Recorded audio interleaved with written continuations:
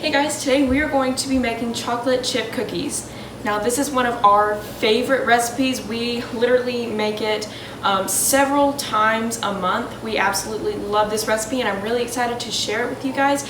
Make sure you go ahead and like and subscribe because I have a ton of other cooking videos that I have done in the past, which I will link at the end of this video as well in the cards all throughout this video. So let's go ahead and get started. So we're going to start out with our ingredients. The first thing we are going to be using is 1 stick of butter. We are going to be using some vanilla extract. We are going to be doing 1.25 cups of white sugar. We are going to be using salt and baking soda. We have 1 cup and 1/3 of all-purpose flour. We have milk chocolate chips. Now you can use dark chocolate. You can use like really dark chocolate. You can just use any kind of chocolate you want. We like the milk chocolate because we just like the flavor of it. You could do a mix of it. I think that would be really good. But today we're just going to be using milk chocolate chips.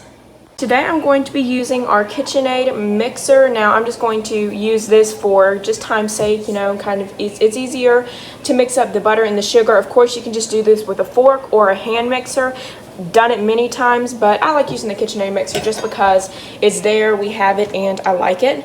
So I'm going to use this attachment. If you are using a KitchenAid mixer, I recommend this attachment because this one just really mixes up the butter and sugar well, and also because if you use a whisk, then when you start putting the flour in there, it'll get real clumped up in there and it won't be able to move. So I just like using this one. So this one is the one we're going to be using this evening. Okay, so the key to cookies is you want the butter to be cold. This is a big one because if you want fluffy cookies, I have done many flat cookies before in my baking lifetime, and that is because I had the butter way too warm. The butter has to stay cold, and so then there still be some like chunks of butter at the end of there, like, you know, little bitty just chunks of butter in there, and then it will bake in the cookie, making an absolutely wonderful cookie at the end. It'll be nice and fluffy and it will look really good. So what we're going to do with the butter, we are going to cut it. I'm just going to cut it in little squares. And, you know, just little squares, you know, like this is good. Something like this is good.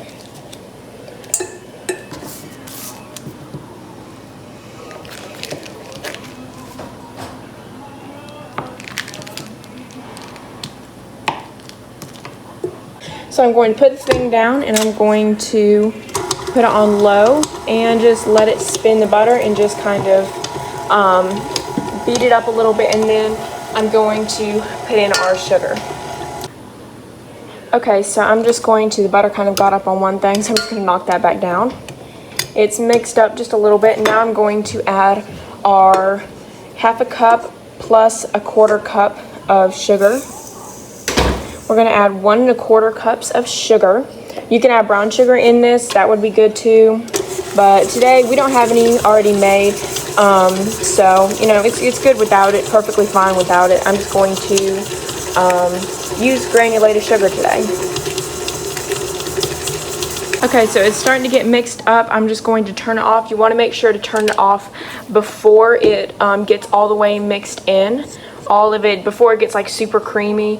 You just want to go ahead and turn it off when it still has some little lumps of butter in there. So now I'm going to add 1/2 teaspoon of vanilla extract. So let's go ahead and add 1/2 teaspoon of vanilla extract. This just gives it a really nice flavor. It's not necessary. If you don't have it, then it's fine, but we just add it in there for extra flavor, and it is really good in there. So we go ahead and add vanilla extract. There are millions of cookie recipes out there, literally so many cookie recipes out there. We have been using this one for years. My mom actually, she used it way before I started ever cooking or baking. So it's definitely been in our family for a while. Now we are going to go ahead and add our flour. This is 1 1/3 cup of all-purpose flour. We're just going to go ahead and add it all in there. While we're doing that, we're going to go ahead and add our baking soda. We are going to do 1/2 teaspoon of baking soda.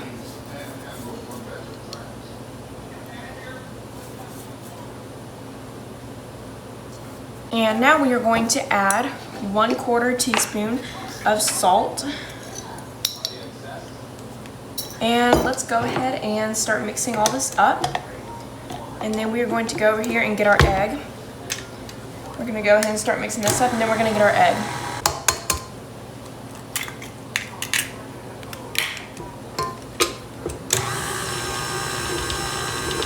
So that's good and mixed up. Now we're going to add half a cup of chocolate chips. Again, use any kind of chocolate chips you want. It does not matter.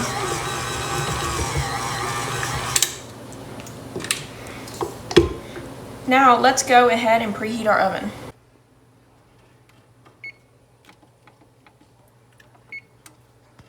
So our chocolate chip cookie dough is really nice. It looks absolutely wonderful. It should be just a nice moist texture. And we are going to now just kind of put it in the fridge until the oven preheats, which should be around 8 to 10 minutes. And then we will take it out and put it on the pans. And then we will put it in the oven. So I will see y'all when we are going to put it all on the pan.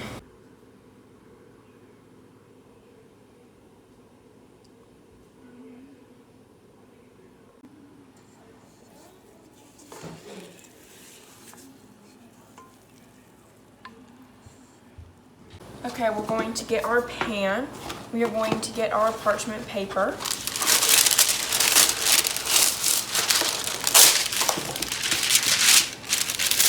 And then we are going to get our cookie batter that has been chilling in the fridge. It's been about, I would say 6 or 7 minutes since I put it in the fridge. The oven is just about to beep because it is preheated. So we're gonna go ahead and get the cookie batter and put it on here.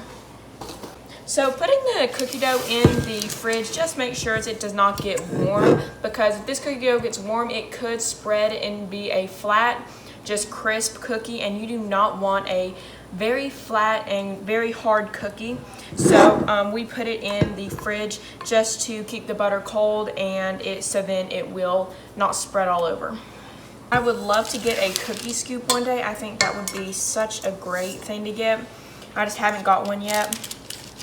But I just take a tablespoon. I just put the cookie dough in the tablespoon and just kind of plop it out like that. Now you can, this does make the best size cookies. It does not make them too small, but it does not make them too big to where it's like a ginormous cookie. And it also makes them pretty even. One thing is, if you have a big clump of cookie dough here and then a little tiny one here, this one will get done super fast, and then the big one will remain doughy inside of it. So you want to make sure they're pretty near to the same size. There was the oven just preheated, and you just want to make sure they're pretty near to the same size, so then they all cook evenly and all cook the same time. So let's go ahead, finish getting the cookie dough. And I just kind of, move it into place right about there. You want to make sure that they're not too close together, because they'll all just run into each other. And then, I just do like this spacing, about 1.5 inches or 2 inches between them.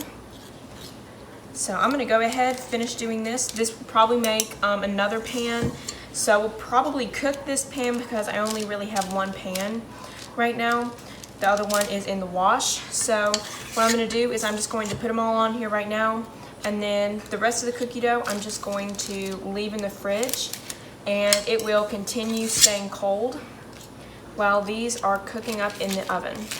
So let's go ahead and put these in the oven.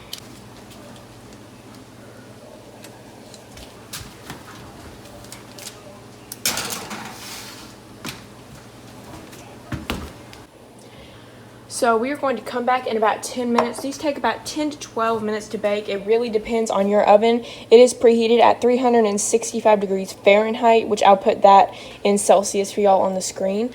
But this takes about 10 to 12 minutes to bake. This is for our oven what we found, so you just want to keep an eye on them. I'm going to do 10 minutes, and that usually does pretty good. Sometimes it takes 15 minutes, so I just kind of have to keep checking and looking, and I will tell y'all how to tell when they're done in just a second. They are done. Let's talk a little bit on how to achieve the perfect cookies.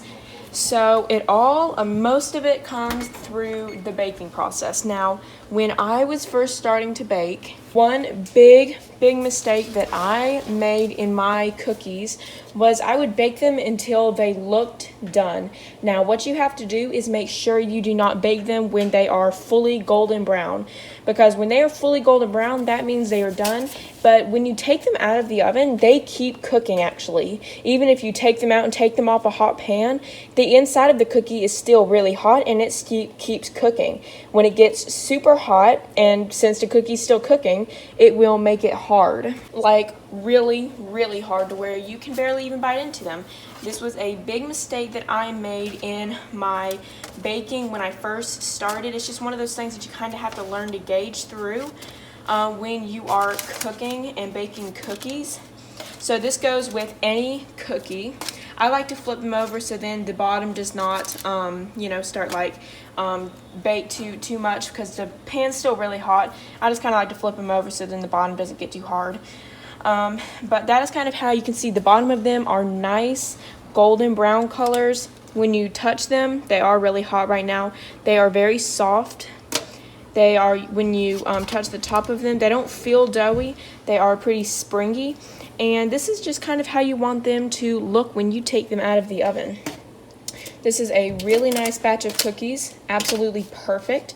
And you can see that is how they are. You want them to look just a little golden brown on the edges, pretty white on the top, and then just let them sit for about 10 minutes before you eat them. So then it has time to fully cook all of them through the middle, and then you'll just get a perfect cookie if you wait patiently. So let's go ahead and plate these up, and then we're going to put the other ones on there. So I hope you guys enjoyed learning on how to make chocolate chip cookies. We have used this recipe, as I said, millions of times. My grandmother actually made this recipe. She put some really cool stuff in there, like she put coconut, she put walnuts, she also put, of course, the chocolate chips.